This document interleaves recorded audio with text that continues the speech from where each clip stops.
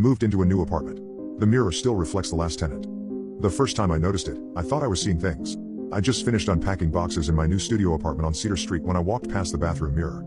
For a split second, the reflection wasn't me, it was a woman with short blonde hair wearing a blue sweater I didn't own. I stopped and looked directly into the mirror.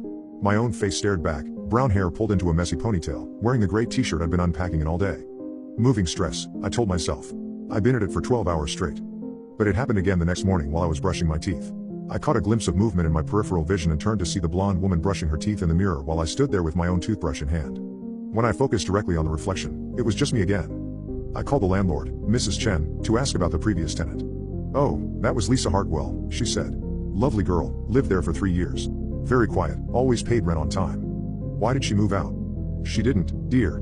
She passed away about 2 months ago. Heart attack, very sudden. Poor thing was only 34. My stomach dropped. She died in the apartment?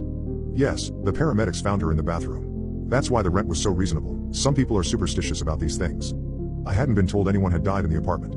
Mrs. Chen must have seen my expression because she quickly added, "But don't worry, we had it professionally cleaned and blessed by a priest. Everything is perfectly fine." Except it wasn't fine. Over the next few days, I caught more glimpses of Lisa in the mirror. Always brief, always when I wasn't looking directly at the reflection. She'd be washing her face, applying makeup, or just standing there looking sad. The strange part was that she seemed to be living her normal routine, oblivious to my presence. When I saw her brushing her teeth, she was using a purple toothbrush that matched the one I'd found in the bathroom drawer when I moved in. I started paying closer attention. Lisa's reflection appeared at consistent times: 7:30 a.m. when she got ready for work, 6:45 p.m. when she came home, 10:15 p.m. for her bedtime routine. She was maintaining the same schedule she'd kept when she was alive. But sometimes, when I looked quickly at the mirror, we'd both be there, me and Lisa, existing in the same reflection simultaneously. Those moments never lasted long. As soon as I focused, only one of us remained visible. I tried avoiding the bathroom mirror entirely, but then I started seeing Lisa in other reflective surfaces. The chrome toaster reflected her making coffee in the morning. My phone screen showed her checking her own phone. Even the dark window at night occasionally showed her moving around the apartment, living a life that no longer existed. A week into this, I decided to research Lisa online.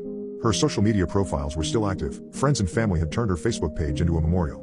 From the photos and posts, I learned she'd been a graphic designer who worked from home, loved cooking, and had a cat named Whiskers who'd gone to live with her sister after she died. The last photo on her Instagram was taken in my bathroom, a mirror selfie dated 3 days before her death. She was wearing the blue sweater I'd seen in the reflection, smiling at the camera with no idea she only had days left to live. But the most unsettling discovery was in the comments on her memorial posts. Several friends mentioned that Lisa had been complaining about feeling watched in her apartment during the weeks before her death. She kept saying she saw someone else in her mirrors. One friend had written, "We thought she was just stressed from work." Another comment, "Lisa called me the night before she died, said she felt like she wasn't alone in her apartment anymore. She thought someone had been there while she was out." I realized with growing horror that Lisa might have been experiencing the same thing I was, seeing someone else's reflection in her mirrors. But who had she been seeing? That night, I set up my phone to record the bathroom mirror while I slept. In the morning, I reviewed the footage. Most of it showed the empty bathroom, but at 3:17 a.m., something appeared in the mirror that made my blood freeze. It wasn't Lisa. It was an elderly man with gray hair and a plaid shirt, washing his hands at the sink. He moved with the careful precision of someone with arthritis, and when he looked up into the mirror, his eyes were filled with confusion, as if he didn't understand where he was. I called Mrs. Chen immediately. Mrs. Chen, who lived in my apartment before Lisa. "Oh, that would be Mr. Peterson. Walter Peterson. He lived there for almost 20 years. What happened to him?" A pause. "He passed away in 2018. Another heart attack, actually. Found him in the bathroom, just like Lisa." "How many people have died in this apartment?" "Well, there was Mrs. Rodriguez before Walter. And the young man before her, I can't remember his name. But dear, these things happen in older buildings. People get attached to their homes." I spent the rest of that day in the library, researching the building's history. My apartment had been home to 7 different tenants over the past 40 years. 5 of them had died in the unit, all of natural causes, all found in the bathroom. And according to building records, each tenant had complained to the landlord about feeling watched or seeing things in the weeks before their deaths. That evening, I sat in my living room, staring at the bathroom door. I was starting to understand what was happening. The apartment wasn't just haunted, it was collecting people. Each tenant who died there became trapped in the mirrors, living out their routines for eternity. And each new tenant could see the growing crowd of previous occupants, driving them to the same fate. As if responding to my thoughts, I caught movement in the black screen of my television. The reflection showed not just Lisa and Walter, but 3 other people I didn't recognize: an elderly woman, a middle-aged man, and someone who looked barely out of college. All of them were staring directly at me. I grabbed my keys and headed for the door, but stopped when I heard a voice behind me. "Don't leave." I turned around. Lisa was standing in the doorway to the bathroom, not a reflection this time, but somehow physically present. She looked exactly as she had in her photos, except her skin had a translucent quality, like looking at someone through frosted glass. "If you leave, you'll always wonder," she said. "You'll always feel pulled back here. It's better if you just stay." I'm not going to die in this apartment.